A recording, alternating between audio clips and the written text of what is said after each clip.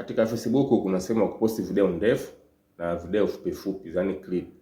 Yaani hizi clip fupi fupi kuna sehemu yake ya kuposti, na zile video ndefu mpaka masaa 4 5 kuna sehemu yake ya kuposti.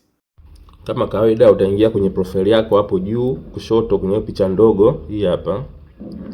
Ukishagusa hapo itafunguka, kisha utaanza kuslide. Sehemu tunayotaka sisi ni hii hapa. Umeona? Hii ndio sehemu ngoja kufundisha sisi.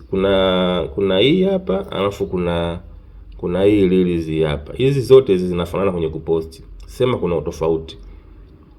Hii hapa tuanze na hii. Hii kama video yako ni ndefu, kama unajua video yako ni ndefu kuanzia dakika 2 na kuendelea hata lisaa, unakuja kuposti hapa.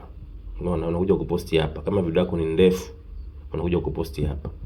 Au kama unataka kuposti picha, unakuja kuposti hapa. Picha na video ndefu unakuja kuposti hapa. Sehemu hii hapa hii special kwa ajili ya clip fupi. Umeona, clip fupi. Yaani video yako isizidi, yani ina limit. Video yako iwe ina dakika 1 na sekunde 30 mwisho. Ukiposti video ndefu hapa, maana itajikata automatic. Ile video itajikata, itaingia nusu, haitaingia yote. Kwa hiyo wengi wanakosea video ndefu na wanakuja kupostia hapa. Kwa hiyo unabidi usichanganye mafaili. Kama una video ndefu unapostia hapa. Kama video yako unajua ni fupi clip, si za dakika 1 sekunde, unakuja unapostia hapa. Na hii hapa inaenda sana viral kupostia hapa kuliko hii.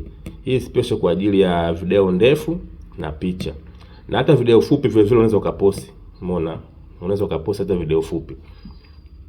Ila kama una video ndefu unakuja kupostia hapa. Ndio hivyo nataka kuelekeza, ndio hivyo. Hii kwa ajili ya video fupi. Kwa hiyo ni wewe hapo sasa unaweza kugusa hapa reels au kugusa hii.